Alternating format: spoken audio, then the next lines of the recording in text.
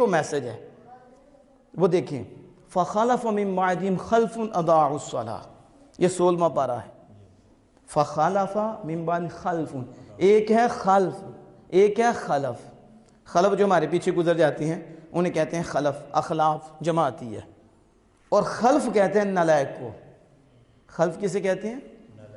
اب مجھے تو نہیں پتا آپ کا مزاج کیا ہے، لیکن ہم ایسے ہی کرتے ہیں کیونکہ ہمارا کام واعظ و نصیحت ہے. اللہ کرے قبول ہو جائے. تو ذرا تھوڑا سا آپ سمجھو، خلفن کنوں کہندے نے؟ نالائق نوں. بولو ہاں سارے ذرا.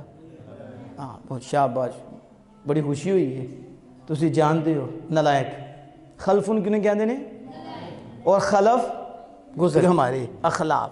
سمجھ گئے؟ ایتھے تسی دیکھو نا پنڈ دا ہے نا، پنڈ پیرو شاہی پنڈ ہے.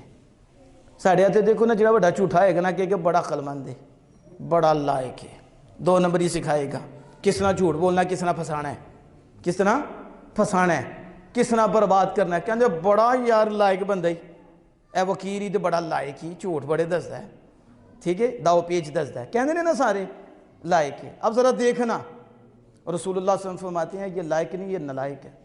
یہ کون ہے؟ میں لائق نہیں ہے. لائق کون ہے؟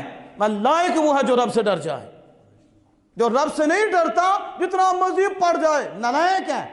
وہ کون ہے؟ کہ وہ کمینہ ہے. وہ کون سا لائق ہو گیا جسے رب کا خوف ہی نہیں؟ راس الحکمت مخافت اللہ.